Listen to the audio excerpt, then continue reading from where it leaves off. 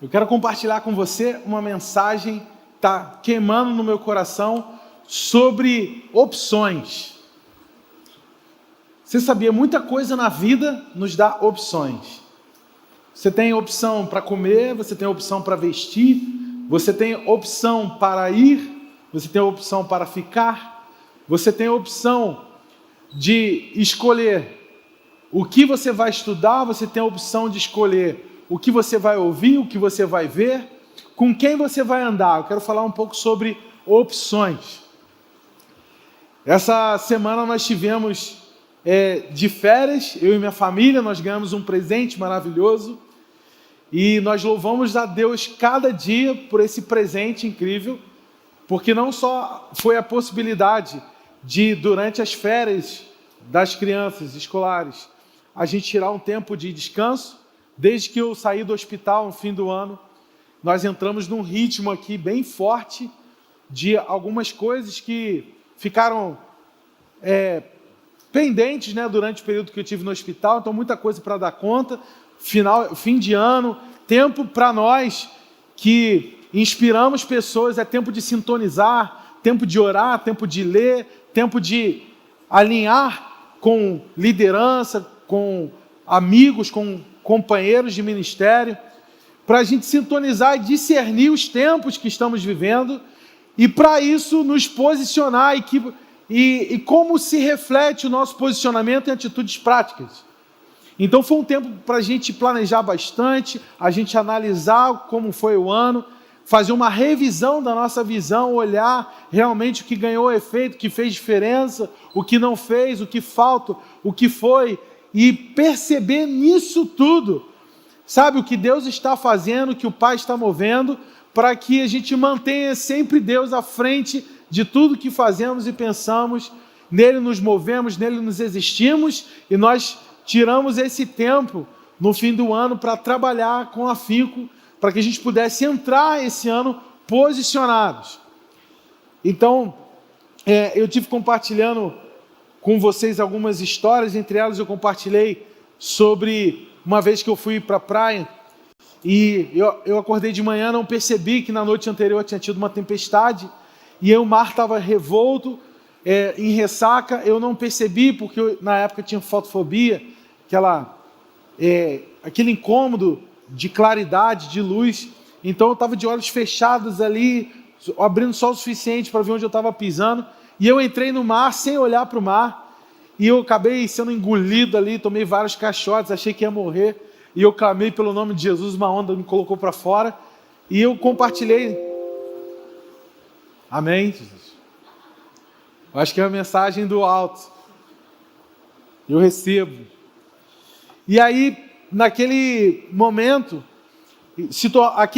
aquele episódio se tornou para mim uma parábola, conforme eu compartilhei numa mensagem algumas semanas atrás, uma parábola de que se a gente entrar não posicionado, não alerta, não discernindo as condições, é possível que a gente entre e tome caixote, é possível que aquela onda que pode te submergir, pode te afogar, pode ser um grande prejuízo para você. E se você não consegue impedir as ondas, melhor coisa é aprender a surfar, aprender a se posicionar, não é isso? Eu compartilhei sobre esse exemplo, então nós tiramos esse tempo para nos posicionar, e aí ao fim de todo esse tempo, quase no fim das férias aí, né, faltam algumas semanas para o fim das férias das crianças, nós ganhamos esse presente de estar lá, e estava um tempo lindo, sabe, aquele ventinho gostoso, aquele sol, dias bonitos, e estávamos numa localidade bem legal, e tinha algumas trilhas ali para a gente fazer, não queríamos aglomerar, digamos assim, né? Então a gente achou uma trilha e encontramos uma praia deserta, que eu nunca tinha ido, conheço bem a região dos lagos, conheço muito bem na verdade, mas esse lugar eu não conhecia, e eu levei a minha família, e de repente a trilha ficou bem fechada, né? Aquela vegetação de caatinga, né? Uma vegetação que dá em lugares áridos e desérticos, e a gente resolveu trilhar aquilo. Em algum momento meus filhos foram tomados ali de medo, de pavor, de cobra, etc., e entrar naquele mato, embrenhar. Eu falei assim, vamos comigo. A nossa família não é movida por medo, é movida por fé.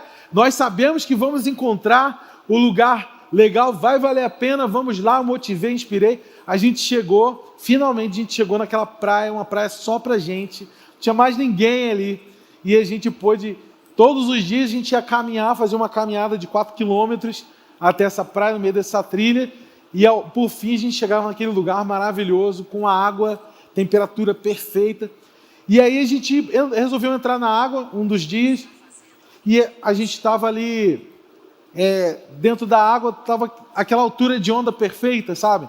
Nem muito grande, que te apavora e te causa um certo risco, e nem pequena demais, que não dá aquele prazer, né, de você ser suspenso assim, né, pela água. E a gente estava ali brincando, furando umas ondas, pegando jacarés e tal, e de repente veio uma onda grande, eu estava em cima, eu queria na verdade pegar um jacaré, mas não deu, e aí eu resolvi furar, e de repente quando eu furei, aquele barulho todo de ondas, aquela conversa que a gente estava tendo ali dentro da água, de repente eu entrei numa atmosfera com leis diferentes, com princípios diferentes, uma atmosfera onde tudo era silêncio, uma atmosfera onde aquele mar revolto ali não me dominava, então eu estava abaixo de todo aquele caos organizado das ondas, né? E eu falei assim, cara, eu estou numa outra dimensão, eu estou num outro lugar que a gravidade não tem poder sobre mim. Os princípios que funcionam lá fora não funcionam aqui dentro. É uma outra realidade. Aqui você respira diferente, você ouve diferente, você enxerga diferente. E muitas vezes, assim é a nossa relação com o sobrenatural. Deus tem preparado para nós uma realidade em que a gravidade desse mundo não tem poder sobre nós. O que nos puxa para baixo, o que nos traz para o negativismo, aquilo que nos aflige, aquilo que traz angústia, ansiedade sobre nós, se a gente entra nessa atmosfera, nós estamos debaixo de outro lugar, tudo leve. Até o peso do seu próprio corpo. Muitas vezes eu fico enjoado fico um pouco enjoado de mim mesmo, né? Não sei se acontece com você, já aconteceu com você? Ah, nem eu estou me aguentando. Já falou isso? Então, naquele momento ali, até o seu próprio peso fica leve, você fica ali boiando, ali parece que você está voando, e de repente você está respirando de uma outra maneira, prendendo o ar, e você está enxergando de outra maneira, e aquele caos ao redor não tem poder sobre você. Se eu levantasse a cabeça, a onda me levava, mas se eu simplesmente abaixar, mergulhar ali, eu estou bem. Eu estou abaixo, digamos, não seria um bom adjetivo, mas eu estou fora do poder daquela onda, daquele círculo, aquela corrente, aquela correnteza que puxa, que atrai. Nós sempre teremos opções de estar numa atmosfera como essa, ou opções de estar ali tomando onda na cabeça. Sempre teremos opções. Essa noite eu quero falar sobre opções verticais. Eu diria que nós teríamos opções naturais, opções horizontais e opções verticais, ou seja, opções espirituais. No livro de Efésios, capítulo 6, diz: tomai, pois, a armadura de Deus para que possa resistir no dia mau. Existem astutas ciladas de Satanás contra nós. Preste atenção, isso é real. Existe uma batalha real e sangrenta pelas nossas almas. Muitas vezes eu falo que a Bíblia não chama Satanás, o opositor, o inimigo, de inimigo do nosso espírito, nem do nosso corpo. Ele é o inimigo de nossas almas, porque é na alma que nós fazemos as escolhas. É na alma que nós fazemos as nossas opções. Estão me acompanhando?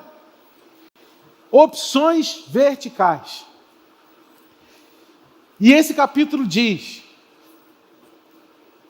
fazei uso da armadura de Deus, o capacete da salvação, a couraça da justiça, o cinturão da verdade, calça os pés com a preparação do evangelho, toma posse do escudo da fé, com o qual possam resistir aos dardos inflamados do maligno e a espada do Espírito, orando em todo tempo, com toda oração e súplica, por mim e por todos os santos. Santos não é santos de estátua, são aqueles que foram santificados, lavados, remidos pelo sangue do Cordeiro.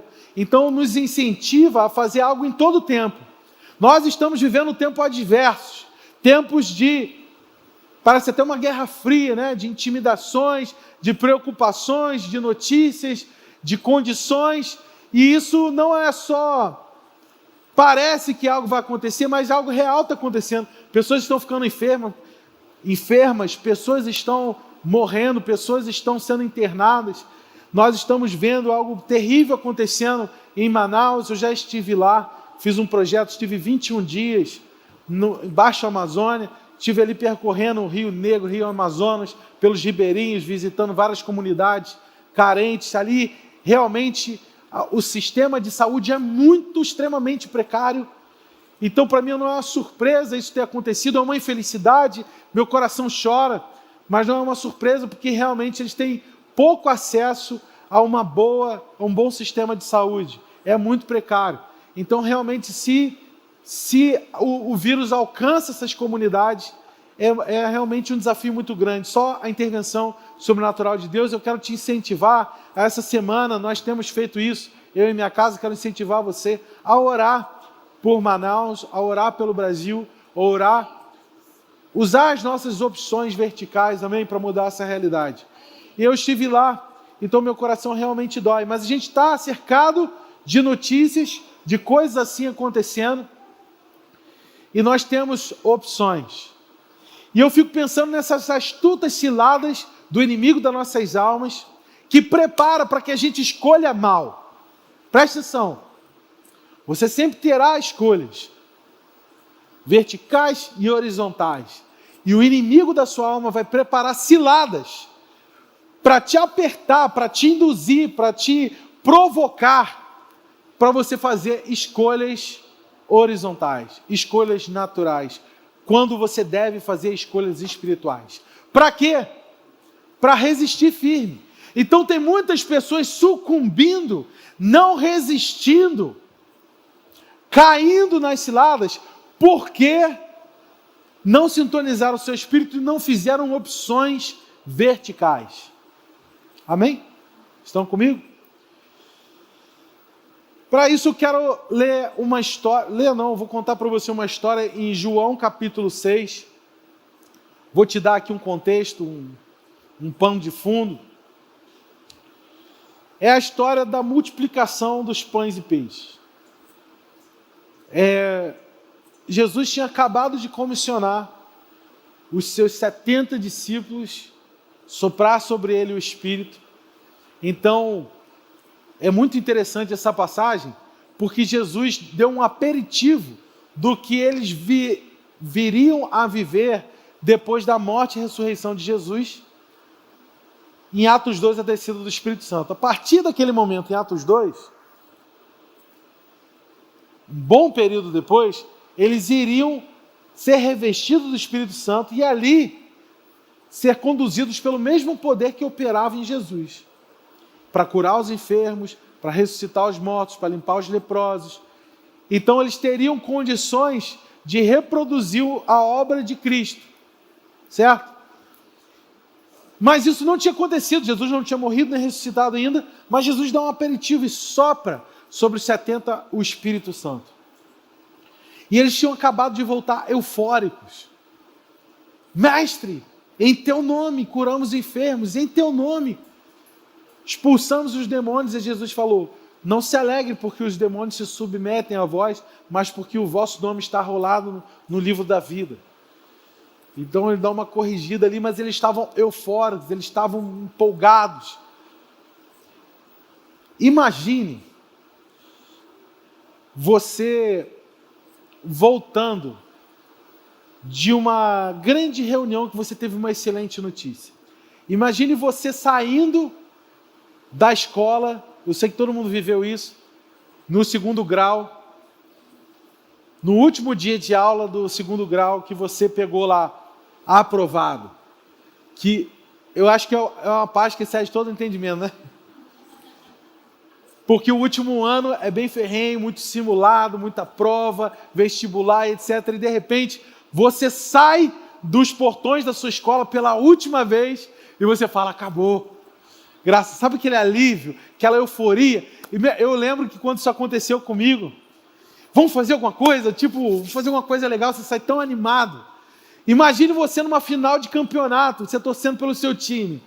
E aí você vai, pega uma excursão e vai para o Maracanã. E aí o seu time é campeão. E você sai, imagine você de volta nessa van, voltando para Friburgo, empolgado, feliz, parando na estrada para comer alguma coisa no caminho de volta, e todo mundo ali vestido da mesma maneira, comemorando, com o mesmo sentimento, aquela coisa de você, euforia, sabe? Imagina isso. Eu experimentei isso no reino de Deus, é fantástico. Eu já estive dentro do ônibus e desde a minha adolescência, eu venho tido esse tipo de experiência, que são projetos missionários de curto prazo, e a gente voltava às vezes de um projeto de evangelizar. Eu lembro que uma vez a gente evangelizou pelas madrugadas em Santos. A gente ia nas pistas de skate e pelas madrugadas íamos evangelizando os skatistas lá, aquela galera, os punks, galera que ficava ali no entorno da pista, e ganhávamos muitas pessoas para Jesus. E quando a gente entrava no ônibus para voltar para o nosso acampamento, era aquela euforia, ganhamos gente para Jesus, coisa linda, maravilhosa. Eu costumo dizer que não tem alegria maior. Não tem. Quando você vê uma vida se entregando para Jesus na sua frente, não tem alegria maior. Se você está triste, experimenta evangelizar e ganhar uma pessoa para Jesus. Esses dias eu estava chegando aqui na igreja, eu, Isabela e a Daça, a gente veio caminhando e quando a gente estava se aproximando, atrás aqui, ó, bem aqui atrás, numa escada que tem aqui do lado de fora, tinham 3 pessoas fumando maconha. Aí eu falei, meu irmão, caiu na rede peixe, perdeu, agora a legalidade para eu ganhar para Jesus esses caras. E eu cheguei ali, foi engraçado, eu cheguei ali, eles já ficaram meio ressabiados, né, esconderam assim as coisas e tal, tipo, quem é esse cara? E eu fui me aproximando, quando cheguei perto, eu falei assim, bom dia, tudo bem? Tudo bem. Meu nome é Isaac, eu sou pastor dessa igreja aqui. Você imagina, os caras gelaram, né? Isso aqui é uma igreja? Pô, desculpa aí. Não, eu vim aqui porque eu tenho que falar um negócio com vocês. Interrompi. Falei, eu tenho uma coisa para falar para vocês. Olha, eu sinto no meu coração que eu tenho que dizer algo para vocês. Deus tem um projeto incrível na sua vida. Mas entre vocês aqui tem uma pessoa que está ouvindo essa palavra depreciativa, dizendo que você não vai dar em nada, que você não presta. Aí um deles levantou a mão, eu falei assim, sou eu que tenho ouvido essas frases. Falei, então vamos orar agora, você acredita em Deus? Acredito. Explanei ali o evangelho da salvação. No final, eu falei assim, eu posso orar por vocês? Vocês querem receber isso agora? E eles disseram, sim. Aí um deles falou assim, eu sou da Umbanda, tem problema? Eu falei, problema nenhum, meu filho. É aí mesmo que funciona. E aí, de repente, a Daça e a Isabela ficaram entendendo, tipo, o que Isaac foi fazer ali, no meio daqueles caras, né? E aí, de repente, elas estavam me esperando aqui, o que aconteceu? E eu voltei eufórico, feliz da vida. Era assim que estavam esses discípulos. Estavam eufóricos, muito empolgados, muito felizes. E aí, de repente, eles chegam ali para Jesus. Jesus falou assim, aqui, vamos entrar no barco? Vamos pegar o caminho de volta? Vamos atravessar para outra margem?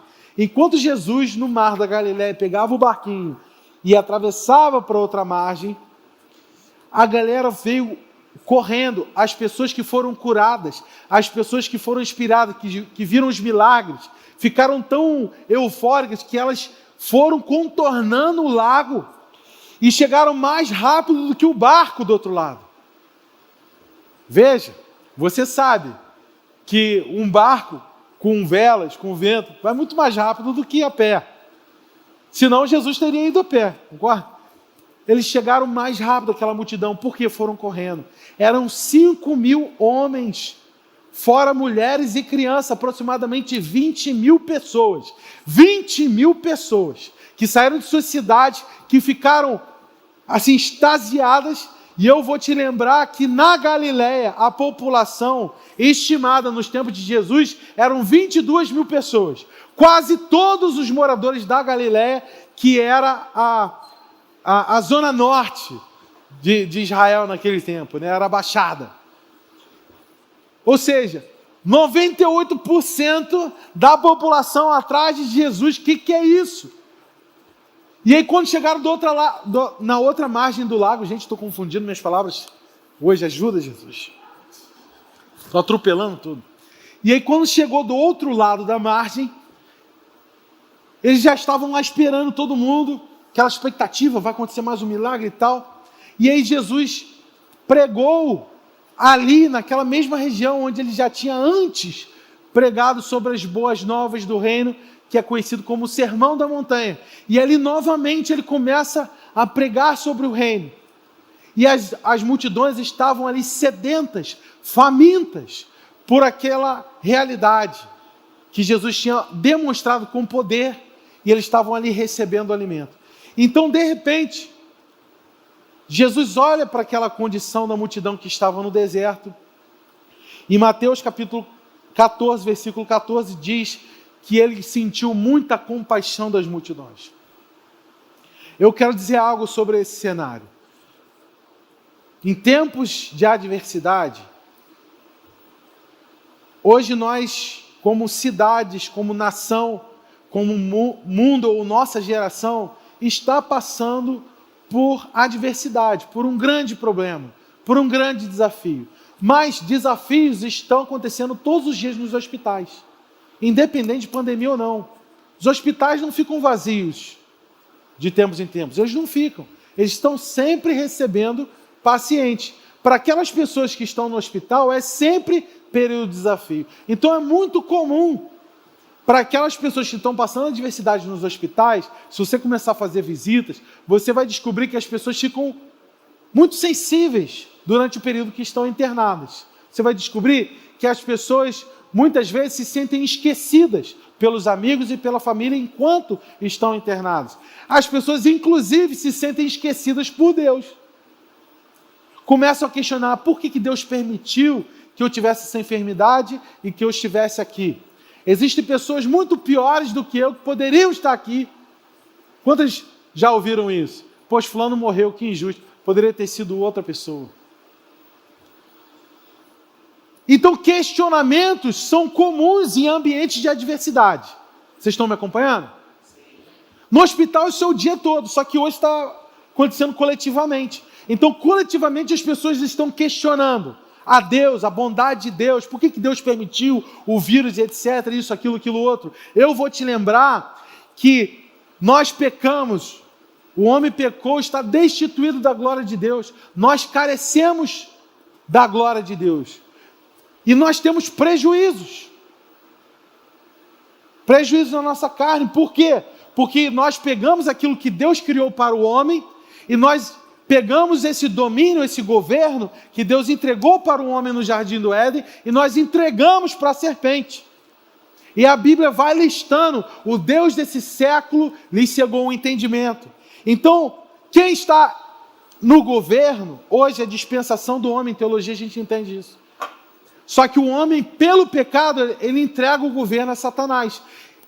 Bill Johnson tem uma frase seguinte: Satanás governa onde os homens concordam com ele. Vou repetir: Satanás governa onde os homens concordam com ele. Estão aqui?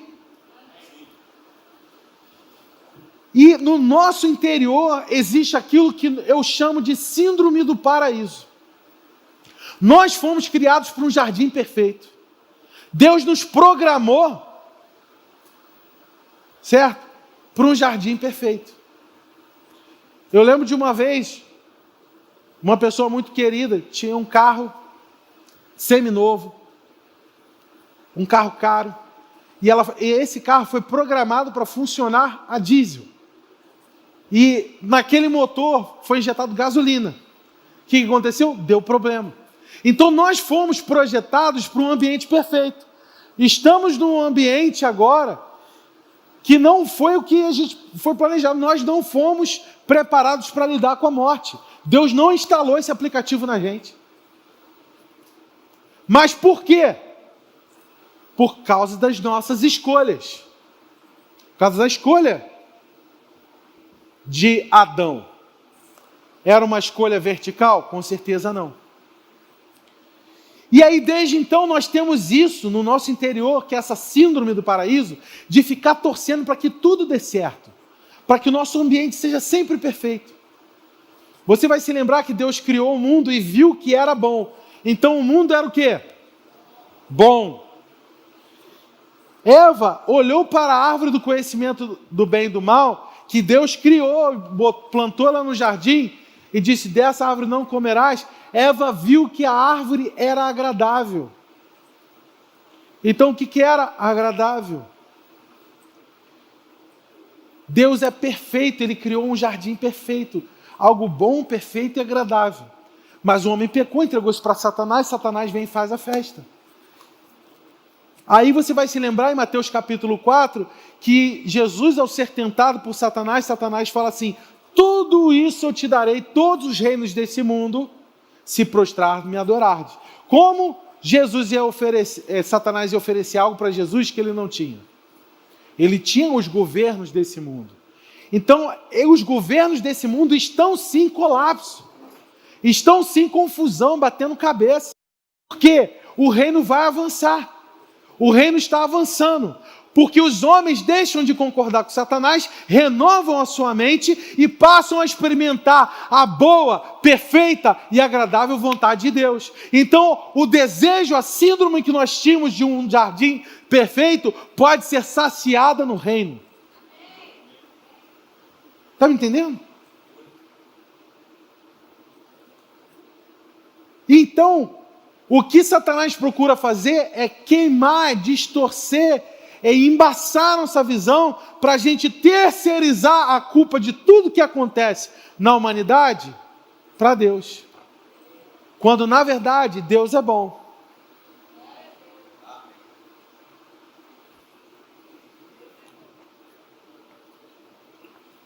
Vamos repetir comigo, Deus é bom? Olha qual é a atitude de Jesus em olhar a humanidade na condição que está. É a mesma quando ele olhou para aquela multidão. Ele sentiu compaixão como ovelhas que não têm pastor. O que é uma ovelha sem pastor? É uma ovelha desorientada.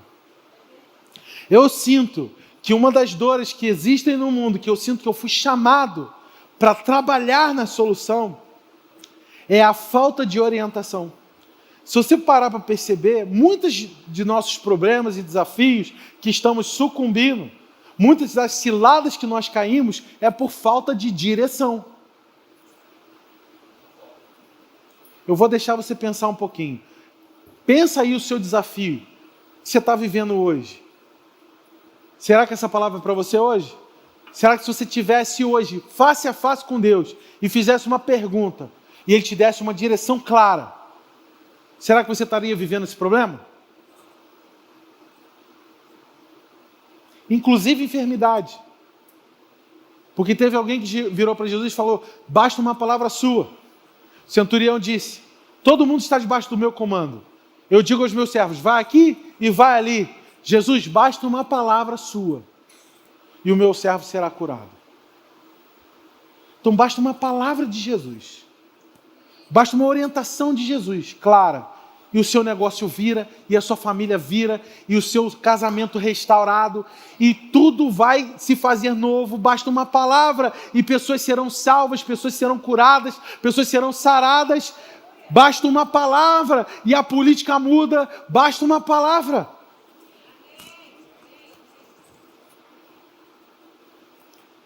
Nós sempre teremos opções verticais. Mas eu quero, antes da gente prosseguir, eu quero botar esse fundamento. Jesus olha para a nossa condição, Ele não está indiferente. Jesus não causou a fome daquelas pessoas. Amém? Ele teve compaixão para suprir a fome daquelas pessoas. Mas olha que interessante. Esse é o segundo ponto que eu quero te dar hoje. Jesus, ao invés de pegar e simplesmente fazer assim, ó, haja pão e houve pão.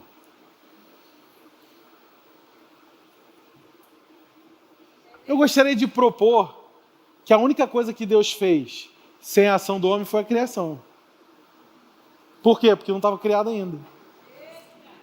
Desde que o homem foi criado, Deus quer fazer coisas primeiro no homem, depois através do homem. Deus não fará nada através de você que não tenha feito primeiro em você. Amém? Então olha que interessante. Jesus, a primeira coisa que ele faz, ele não diz haja pão, ele não dá um estalo, ele não muda aquela realidade e todo mundo se sinta saciado agora. Puf! Ele não faz isso. Primeira coisa que ele faz, ele vai procurar um discípulo. Deus está procurando parceiros. Deus está com seus olhos sobre a terra e tem duas coisas que Deus está procurando na Bíblia. Está procurando adoradores, está procurando intercessores. Procurei alguém que estivesse na brecha. Versículo lá em Isaías. E você vai ver Jesus procurando aqueles que o adoram em espírito e em verdade. Deus está procurando. E Jesus nos ensinou a orar. Pediu ao Pai, ao Senhor, que envie trabalhadores para a última hora. Deus está procurando trabalhadores da última hora. Deus está procurando cooperadores. Deus está procurando embaixadores. Jesus procurou seus discípulos. Olha só, João 6, 5 a 9. Grande multidão vinha ter com ele, e ele procurou Filipe e perguntou: onde compraremos pães para lhe dar de comer? Mas dizia isso para o experimentar. Jesus procurou Filipe e falou assim: onde? Repita comigo, onde? A pergunta foi clara, onde? Olha a resposta de Filipe. Não lhes bastariam 200 denários de pão para receber cada um seu pedaço? Que resposta é essa? Jesus perguntou onde? Onde que eu vou conseguir pão?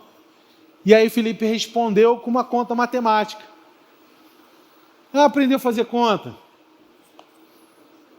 Ou seja, o que ele apresentou para Jesus não foi fé, foi razão.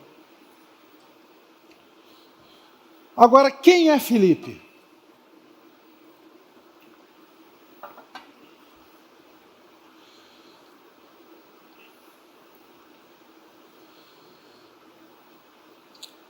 João capítulo 1, primeiro capítulo do Evangelho de João, Jesus encontrou Filipe na Galileia. Filipe era da mesma cidade que André e do que Pedro. André, irmão de Pedro. Então, 4 discípulos de Jesus eram da mesma cidade, Betsaida. Filipe, Natanael, André e Pedro. Jesus chamou Filipe e disse: segue-me. Filipe encontrou Natanael e disse-lhe: achamos aquele de quem Moisés escreveu na lei, a quem se referiam os profetas, o filho de José. Olha que interessante. Quando Jesus chegou para Filipe, amém? Quando Jesus fez a mesma coisa com Pedro e falou assim: vem, segue-me. A Bíblia fala, e deixaram imediatamente as suas redes e passaram a seguir. Mas Filipe não fez a mesma coisa. Preste atenção. Filipe não usou uma opção vertical. Filipe imediatamente foi atrás do seu amigo Natanael e falou assim: ei, eu achei o enviado. E eu quero te mostrar algo que poucas pessoas percebem. Existem 2 títulos sobre Jesus: Messias e Cristo. São 2 coisas distintas que convergem na mesma pessoa. Messias e Cristo. Messias, o enviado. Cristo, o ungido. Traduzindo Messias, o enviado. Traduzindo Cristo, o ungido. Então Filipe diz para Natanael: achei o enviado. Achei aquele a quem foi profetizado que viria. Descendência de Davi. E ele falou ali, ó.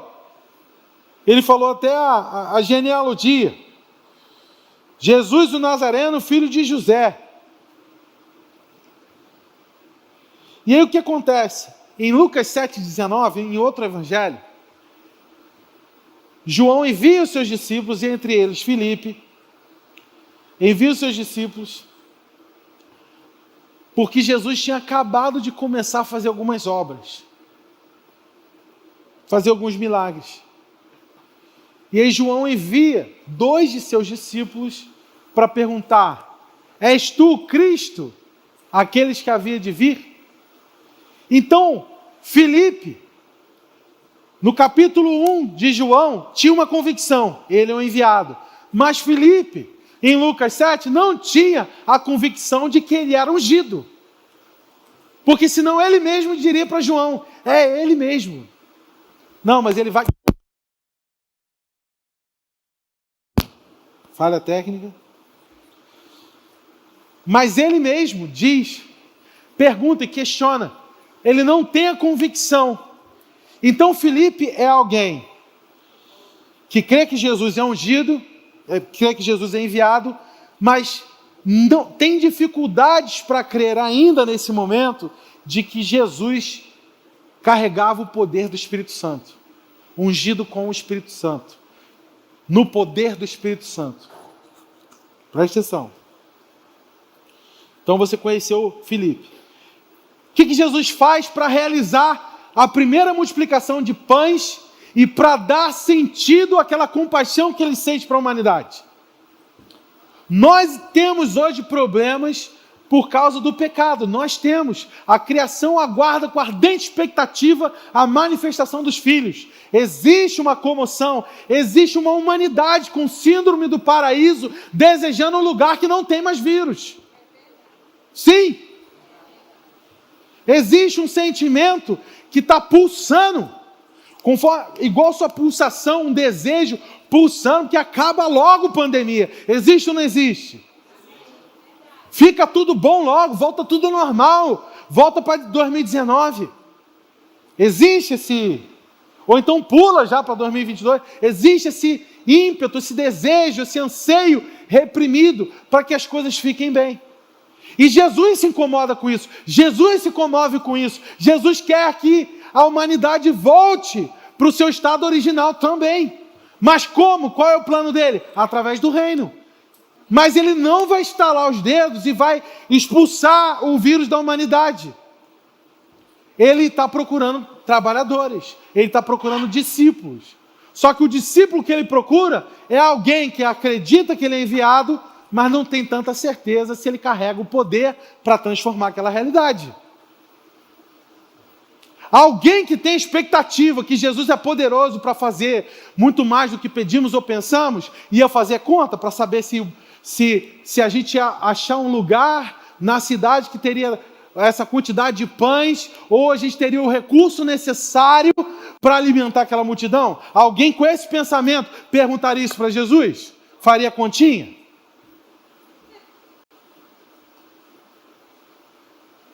Você conhece alguém que faz conta, e não só faz conta, mas que, apesar dos resultados de suas contas, crê no sobrenatural? Você conhece alguém assim? Você conhece alguém que é movido por fé e não por fatos? Conhece alguém que não se move por vista, mas por fé? Sério, conhece? No seu ciclo de relacionamento. Tem alguém que você fala, essa pessoa é cheia de fé. Pode estar o mundo caindo, essa pessoa é inabalável. Conhece alguém assim? Vamos lá. Porém, um de seus discípulos, chamado André, irmão de Simão Pedro, informou a Jesus: aqui está 2 pães e 5 peixes. Jesus procura Filipe, porém é André que aparece com algo. Jesus procura Filipe, porém André que aparece com alguma coisa. Muitos são chamados, poucos escolhidos. Não estou dizendo que Filipe não foi, estava em processo. Amém? Vamos ser pacientes com Filipe. Mas o que está por trás de alguém que vê a necessidade conforme Jesus viu e conforme Filipe viu, porém faz uma opção diferente? Ele poderia fazer a opção de fazer uma declaração sem fé, racional, como Filipe, porém ele fez uma outra opção. Ele fez uma opção vertical. Ele trouxe o que ele tinha. O que está por trás de alguém que traz o que tem, mesmo sabendo que não é suficiente? É a expectativa de que Jesus vai fazer alguma coisa com aquilo. Amém? E aí vai André lá, empolgado, e chega com um pouquinho. Agora, o interessante é que André poderia ter pego aquele pouquinho para fazer seu próprio lanche, né?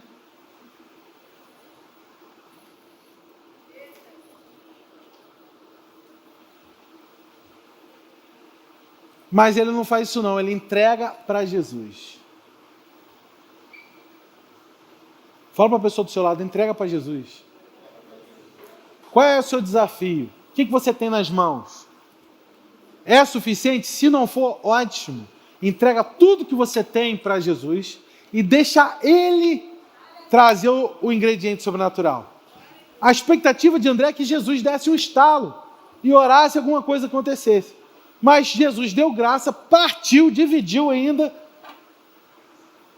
Você imagina, André aparecendo com um Big Mac para Jesus. Aí Jesus vai e abre o Big Mac no meio, desmonta o Big Mac. Aí fala, agora que vai dar ruim mesmo. Aí agradece, abre assim uma banda para cada lado e agradece ao Pai.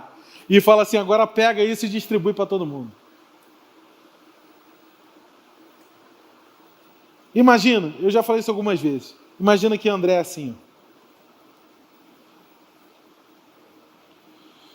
2 pães, não, 2 peixes, 5 pães. Como é que é, Jesus? Alimentar a multidão. 5.000 vezes 4 para 20.000. 2 peixes, 5 pães.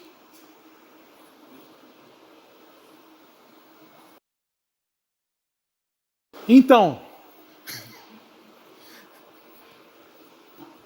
e aí Jesus faz um desafio. Jesus faz um desafio, vai e distribui. E enquanto distribuiu, aconteceu um milagre. Enquanto nossa obediência cega a palavra de Deus, não é a homens, é obediência cega à palavra, à direção. Então, Filipe oferece a Jesus a sua razão, a sua consultoria. Espera aí, Jesus, eu acho que você não sabe fazer conta. Eu acho que a gente vai precisar de 200 denários. Cada denário é uma moeda romana que equivalia a um dia de serviço de alguém. Então, equivaleria quase a 200 dias de trabalho. Né? 200 dias de trabalho. Nem que a gente tivesse essa grana toda, não ia ser suficiente. Deixa eu te ensinar a fazer conta, Jesus. Ele oferece a razão. Porém, Filipe oferece uma outra coisa. André oferece uma outra coisa. André oferece sua fé.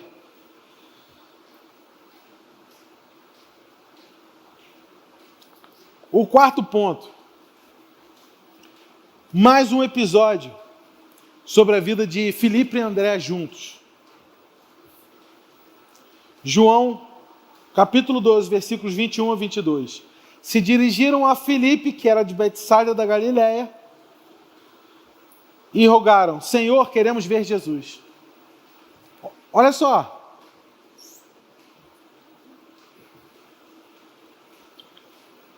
Requisitado esse Filipe, né? Jesus procura Filipe e pessoas procuram Filipe, o mundo procura Filipe, dizendo assim, a gente quer ver Jesus. Filipe, então, passa a representar um tipo de discípulo. Eu acredito que existem 2 tipos de discípulos nessa cidade, assim como naquela cidade de Betsaida, haviam 2 tipos de discípulos. Ou ainda, existem dois tipos de discípulos dentro de você.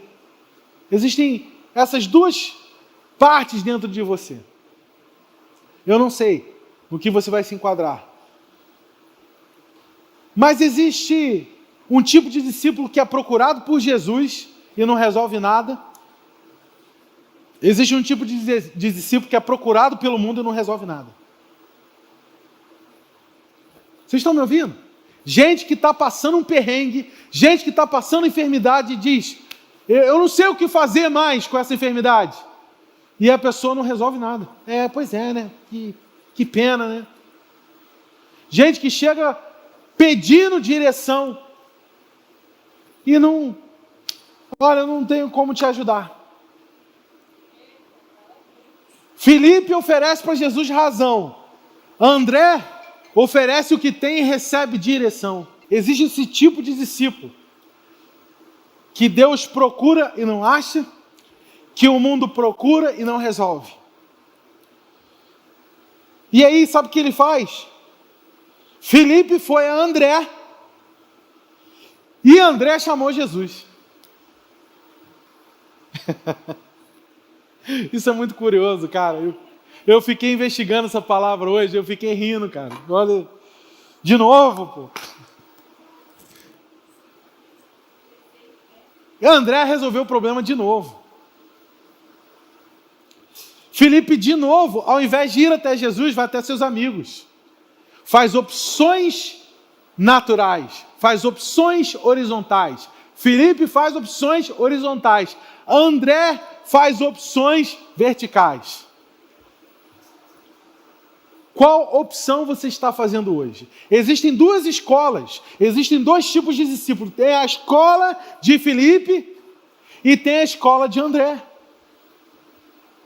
Tem a escola de Filipe, que entende que Jesus veio ao mundo, entende racionalmente que Jesus plantou o amor, fez alguma coisa, e as palavras dele foram registradas, entende a Bíblia, sabe os versículos, etc. Porém, não pratica, não coloca em ação, porque a fé sem obras é morta. O que você vai fazer com a intimidade que você tem com Deus? O que você vai fazer com as experiências que você teve com Deus? O que você vai fazer com as profecias que você recebeu de Deus? O que você vai fazer com o chamado que você recebeu de Jesus? Nós vemos aqui que tem dois chamados para Filipe. Tem o chamado de Jesus e tem o chamado da geração. Eu descobri que essas coisas convergem, sabia? Que o que Deus espera de você é o que o mundo precisa de você. Anota essa aí, hein? Para você meditar em casa e responder essas perguntas. O que Deus espera de mim é o que o mundo precisa de mim.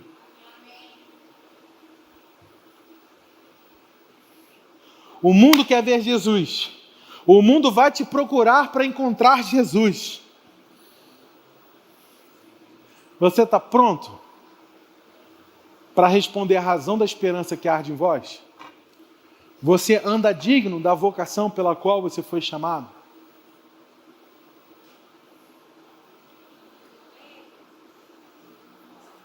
A escola de Filipe fala do impossível. Discorre sobre quão impossível é resolver as dores da humanidade nesses dias. Você é esse tipo de discípulo? Que é especialista nas condições do mercado? Especialista nas condições políticas? Especialista nas condições da saúde? Você é essa pessoa? Você é esse tipo de discípulo que fala do impossível? Ou você é aquele discípulo que traz o que é possível para viver o impossível? Que foi isso, exatamente isso, que André fez. Ele trouxe o que era possível, o que ele tinha. Ó, Jesus, só tenho isso. Não dá para resolver o problema, mas está aos teus pés. O que eu tenho, muitas vezes não é suficiente, mas está aos pés de Jesus.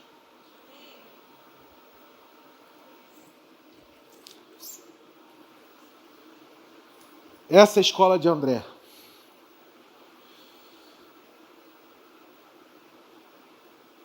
Jesus procura Filipe, Filipe procura André, e André se encontra em Jesus.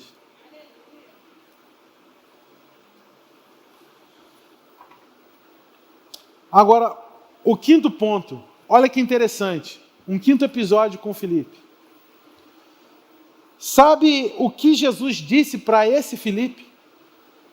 Se você se vê hoje, está sincero, sabe, tudo que nós temos é a nossa honestidade, certo? Tudo que a gente tem é a nossa sinceridade. Se você olha,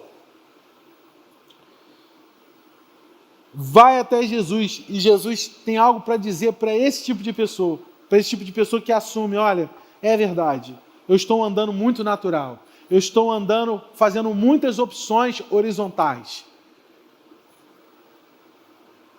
Sabe o que Jesus tem para dizer para você? Olha o que ele disse para Filipe. Eu fiz essa descoberta hoje, eu falei assim, caramba, essa parte da Bíblia que eu acho tão preciosa, Jesus disse para esse discípulo, que ele procurava e não resolvia nada.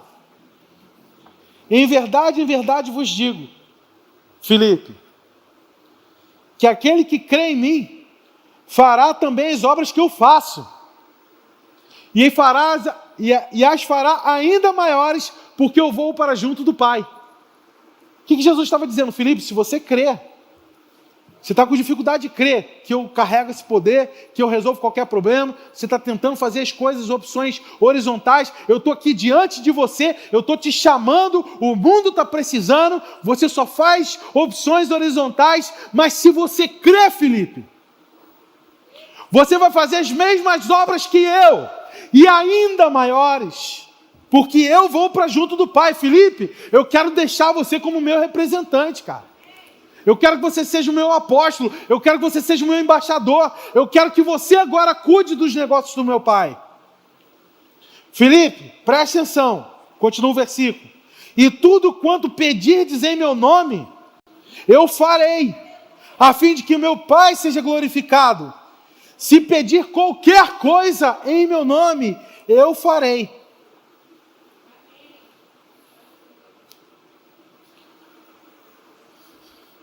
Foi para Filipe que Jesus disse isso, cara.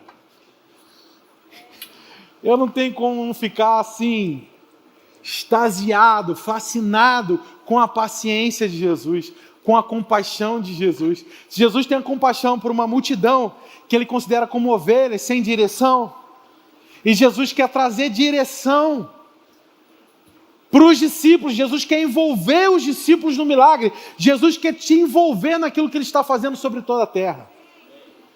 Eu vou te lembrar, o Velho Testamento apresenta e mostra as obras do Pai. O Novo Testamento apresenta e mostra as obras do Filho. Hoje, nessa época da humanidade, foi apresentado o Espírito Santo e são as obras do Espírito Santo. E como que o Espírito Santo se move? Em nós, para fazer através de nós.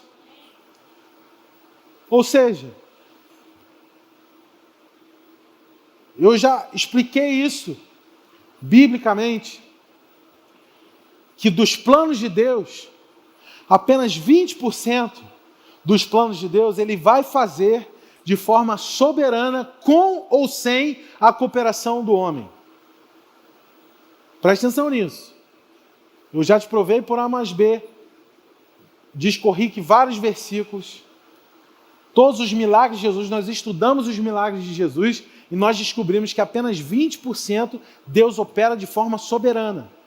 Querendo você ou não, Deus vai operar, Deus vai mudar. Mas, porém, existem 80% que só vai ganhar efeito nos nossos dias se você se colocar como instrumento para cooperar com o Espírito Santo. Existe uma multidão sedenta, faminta, que Jesus está se compadecendo. Ou seja, existe compaixão no céu e fome na terra. Quem vai conectar isso? Hein? 80% dessa obra nos nossos dias, que Deus está fazendo, vai acontecer por meio da igreja, que Jesus está edificando. E quem é igreja? Não são prédios, não são instituições, não são organizações. Igreja, quando nos juntamos, quando nós atuamos em sintonia e sinergia, quando nós unimos os nossos corações e as nossas mentes, aí a gente faz algo especial, aí a gente causa impacto na nossa cidade. Sabe, esses dias, fui eu, minha mãe e Paulo Leonardo, nós fomos fazer uma visita no hospital juntamente com o prefeito, a pedido do prefeito, e ali nós ministramos uma equipe de médicos e enfermeiros. Que privilégio, que momento fantástico. Enquanto eu estava ministrando adoração com o violãozinho do mesmo jeito que eu fiz hoje aqui, pessoas estavam se quebrantando, pessoas estavam chorando. À mesma hora, minha mãe já estava com um bloquinho, anotando pedidos de oração dos médicos. Olha, tem alguma causa impossível aí? Tem alguém em estado terminal? Como é que eu posso ajudar? As enfermeiras aí, qual o problema que tem aqui que a gente pode resolver? Minha mãe já estava ali tomando nota. E, enquanto isso, estava Paulo Leonardo não deixando ninguém fazer nada, servindo todo mundo. Tinha um banquete ali de café da manhã, e Paulo Leonardo estava organizando as coisas, enchendo os copos com suco, servindo as pessoas, preparando o ambiente. Sabe o que é isso? Isso é a igreja dentro do hospital. Entendeu? É um time. Quando tu faz uma coisa, outro está fazendo outra, e a gente junto, em harmonia, em sintonia, vivendo aquele momento. No final, algumas pessoas pediram oração, e nós tivemos o privilégio de orar, de abençoar, tive a oportunidade de pregar o evangelho. Olha que coisa maravilhosa, o reino invadindo um hospital. E o melhor você não sabe. Sabe o que aconteceu? Minha mãe começou a receber pedidos de oração constantes daquela equipe médica. Olha, a gente está com um caso assim agora. Olha, a gente está com um desafio assim. E não só ela recebeu o pedido de oração, como ela orou, e nós já, juntamente com a equipe de intercessão, e nós já estamos tendo testemunhos de curas e milagres, porque é o Espírito Santo operando através da igreja, dentro de um hospital. Jesus tem compaixão dos hospitais, pelo amor de Deus. E Ele está dizendo: a quem enviarei? Quem eu vou poder usar? Eu estou chamando os Filipes. Graças a Deus tem uns Andrés que correspondem.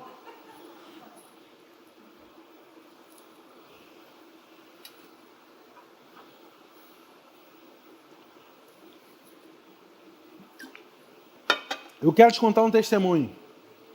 Nos anos 70,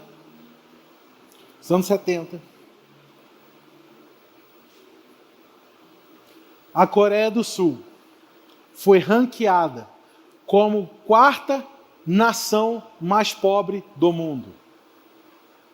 4ª nação mais pobre do mundo. Dentre 146 nações, a Coreia era a 4ª mais pobre do mundo. Mas uma geração se levantou, que não ficou fazendo conta, que não ficou falando dos impossíveis que tinham na Coreia, da escassez que tinham ali, e começaram a orar. Orar de madrugada.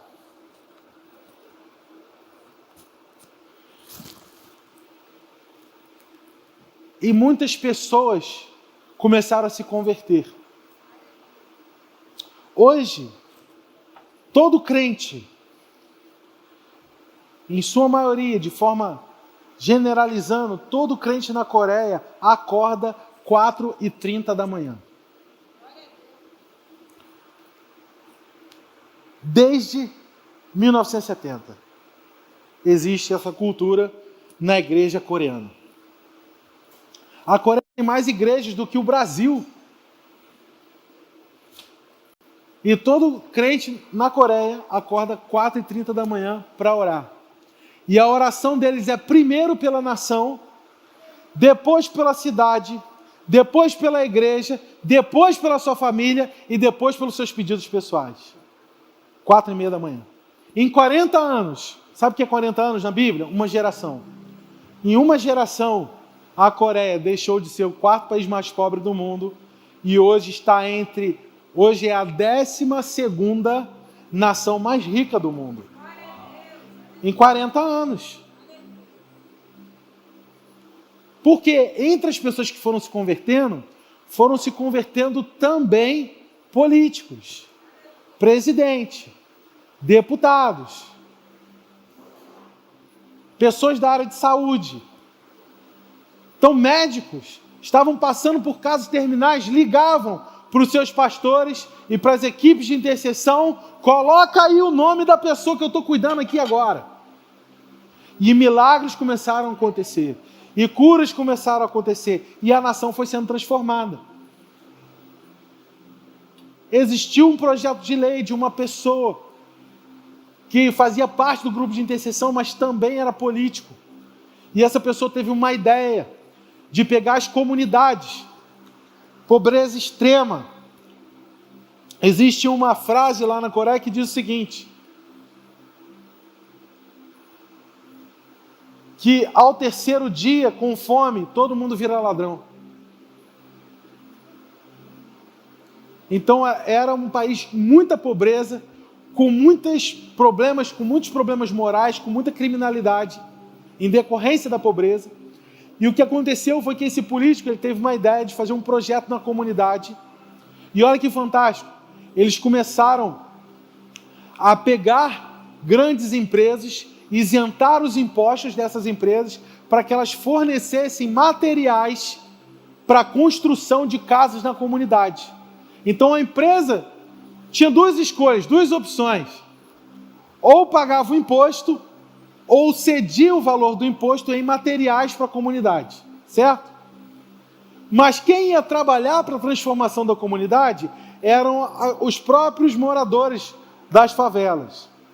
E aí o governo resolveu pegar aquela mão de obra ociosa, pobre, que estava nas favelas, e resolveram o seguinte: fizeram um censo, listaram as casas, e uma a uma destruía a casa, e todo mundo atuava na reconstrução daquela casa, uma a uma. Acabou, em menos de uma semana eles terminavam as casas.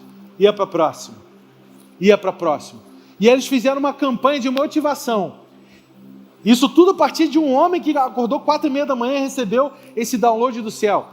E a partir dessa condição, a comunidade que fizesse as obras mais rápido, que terminasse a comunidade mais rápido, ia ganhar premiações, como creche, posto de saúde na comunidade, saneamento, asfalto. Então o governo já tinha o projeto de fazer aquilo na comunidade, mas ele ia priorizar as comunidades que se mobilizavam melhor. Ele começou a recompensar isso. Então as comunidades começaram a disputar e competir umas com as outras, e aquilo começou a evoluir. Em 40 anos, a Coreia se transformou o 12º país mais rico do mundo.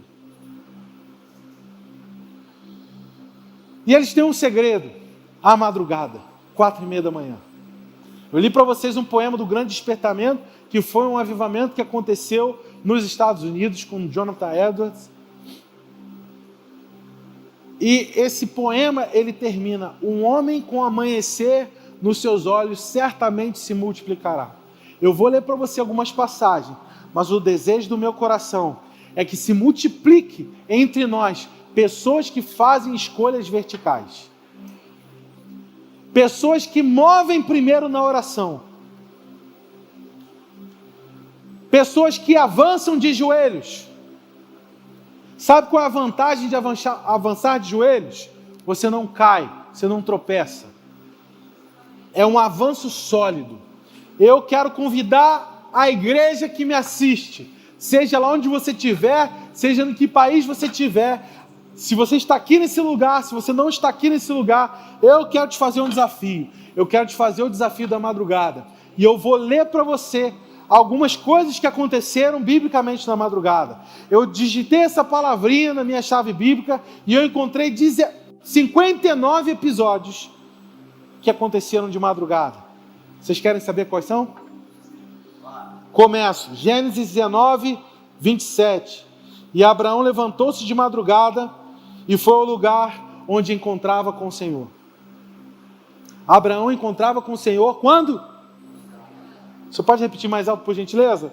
Abraão encontrava o Senhor? Vamos fazer em sintonia, todo mundo junto? Abraão encontrava o Senhor? Mais uma vez, Abraão encontrava o Senhor? Êxodo 24, 4. Moisés escreveu todas as palavras do Senhor e, tendo se levantado de madrugada, estabeleceu um altar perto dos montes segundo as 12 tribos de Israel. Moisés encontrava com Deus na madrugada. Abraão encontrava com Deus na madrugada. Abraão que foi o pai da fé. Moisés, que liderou um povo, uma geração em libertação, tirou da escravatura e levou para a liberdade. Esse homem tinha um segredo: a madrugada. Josué capítulo 6, versículo 15. No 7º dia, levantaram-se bem cedo de madrugada e rodearam a cidade 7 vezes.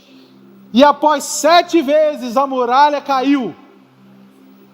A muralha caiu quando? Existem muralhas na sua vida. Você está entendendo? Existem muralhas na sua vida que vão cair a partir do momento que você começar a fazer valer esse segredo aqui da Coreia, a madrugada, fazer uma opção vertical. Eu não sei qual é a sua muralha, eu não sei qual é o seu grande desafio. Eu sei que Deus te chamou para estar onde você está, para fazer o que você está fazendo. E entre você e o seu destino haverão gigantes, mas existe uma opção vertical, é a oração na madrugada. Muralhas vão cair, posso ouvir um amém? Amém. Muralhas vão cair. Amém. Juízes capítulo 6, versículo 28. Levantou-se, pois, de madrugada Gideão, e os homens daquela cidade viram que o altar de Baal estava derribado, o poste ídolo que estava junto dele cortado. Gideão começou uma revolução de madrugada. 1 Samuel 17, 20. Davi levantou-se de madrugada, deixou as ovelhas com guarda, carregou-se e partiu, e chegou ao acampamento ainda cedo, e enquanto as tropas ainda saíam para formar-se em ordem de batalha, quando ouviram as afrontas do gigante Golias. Davi ouviu a afronta porque ele acordou de madrugada. Aquela realidade só foi transformada porque alguém ouviu o que só quem acorda de madrugada pode ouvir.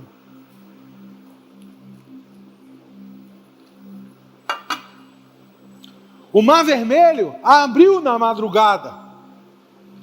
Em Marcos 16, 19, diz o seguinte: quando Jesus ressuscitou na madrugada do primeiro dia da semana, apareceu primeiro a Maria Madalena. Maria Madalena só viu Jesus porque estava acordada de madrugada. É de madrugada que as muralhas caem, é de madrugada que os gigantes caem, é de madrugada que o mar abre, é de madrugada que Jesus ressuscitou, é de madrugada que a gente vive milagre, minha gente.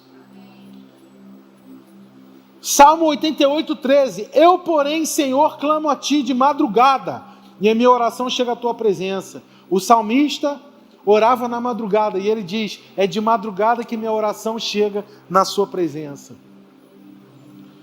Marcos 1, 35. Aí você pode dizer, mas Jesus me ouve toda hora. Claro que Ele te ouve em toda hora. Mas olha só, até Ele orava de madrugada.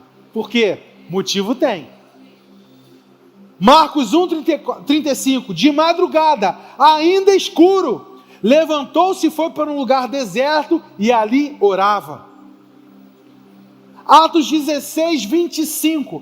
Por volta da meia-noite, Paulo e Silas oravam e cantavam louvores, e os demais companheiros da prisão os escutavam, e de repente houve um terremoto e as cadeias caíram, os alicerces tremeram. De madrugada. De madrugada. Eu encerro dizendo,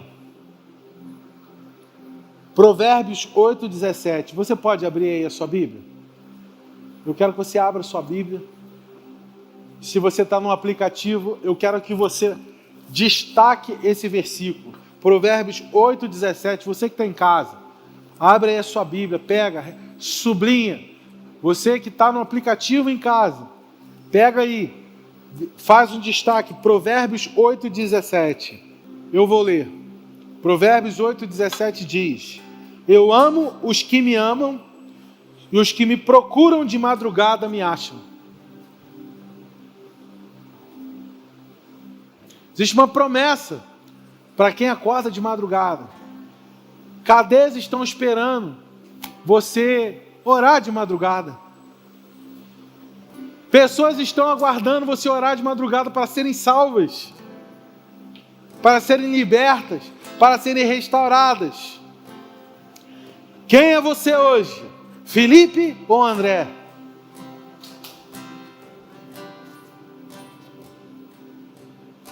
Quem traz razão para Jesus ou quem recebe direção de Jesus? O nosso grande problema, nós precisamos de direção, nós precisamos ouvir. Eu iniciei com o primeiro versículo que eu li, Efésios capítulo 6. Para que possais resistir no dia mau. Talvez você não esteja resistindo, porque você não está fazendo uma opção vertical. Nessa noite, eu quero te convidar a você se levantar agora, aí onde você está, você que está aqui, você que está em casa. E essa noite, nós vamos iniciar um movimento. Eu compartilhei um testemunho, uns meses atrás, umas semanas atrás, sobre a canção da madrugada. 4 horas da manhã, muitas pessoas começaram a ter a mesma experiência do que eu. Que quando você levanta às 4, você começa a ouvir os pássaros cantando. Antes mesmo do dia amanhecer. Eu tinha a ideia de que os pássaros, eles começavam a cantar quando o sol nascia. Mas eles cantam antes do sol nascer. Porque eles se preparam para o seu dia. Muitos de nós estamos sucumbindo, não estamos resistindo no dia mau ou nos tempos maus, não estamos recebendo as estratégias, não estamos vendo muralhas caírem, não estão vendo os alicerces tremerem, não estão vendo o sobrenatural acontecer, porque não estão se preparando de madrugada. A madrugada te espera, assim como uma mudança na sua realidade. Jesus quer te envolver no que Ele está fazendo em toda a terra. Jesus quer te usar para operar o impossível e saciar a sede de uma geração. Ele está fazendo algo precioso. Nesse momento, eu quero te convidar a você se propor no seu coração. Marca aí. Eu quero te fazer esse desafio. Marca o seu despertador. Marca aí onde você estiver. Pega o seu celular. Aqui, ó. Vou fazer junto com você. Marca aí 4 horas da manhã. É um desafio.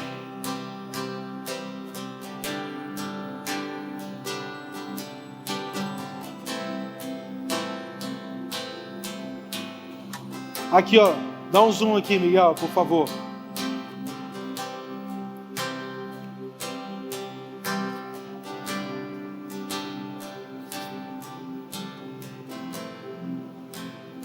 Tá aqui, ó, 4 horas da manhã. Esse é o meu desafio para você. Agenda aí. Faz essa experiência. Eu quero ver uma revolução acontecer. Um homem com amanhecer no olhar se multiplicará. Eu quero ver isso se multiplicando. Eu quero ver pessoas não apenas ouvindo o canto dos pássaros. Eu quero ver pessoas de joelho no chão, às 4 da manhã, recebendo direção como André recebeu. E usando o que está em suas mãos para trazer o reino, para saciar uma geração. Eu sonho, hoje eu acordei com um sonho.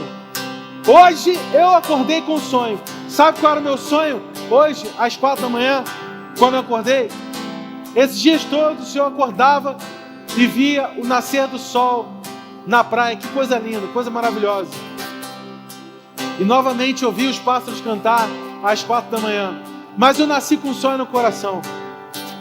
O meu sonho antes era fornecer devocional para 5.000 pessoas aqui nessa cidade. Eu estou um pouco longe ainda, 1.200. Continuo com esse sonho, mas eu amanheci com um novo sonho. Eu não quero apenas que 5.000 pessoas recebam a palavra de Deus por intermédio de mim. Eu quero que recebam por intermédio de você. Eu acredito que pessoas, até em outros países que estão nos assistindo agora, vão acordar às 4 da manhã, vão receber um versículo para familiares, para amigos, e vão enviar às 4 da manhã, às 6 da manhã, vão enviar versículos, vão enviar reflexões para os seus familiares. Isso vai se multiplicar. Pessoas que vão fazer como na Coreia, dobrar seus joelhos às 4, receber estratégias, receber projetos, receber direção, não vão andar perdidos, não vão andar segundo a carne, não vão se relacionar mais com o mundo da mesma maneira, não vão entrar no mar para tomar caixote, vão entrar nas ondas para submergir e viver uma nova realidade, está sujeita a novos princípios. Eu acredito, às 4 da manhã, muita coisa vai mudar, muitos alicerces vão tremer, amém?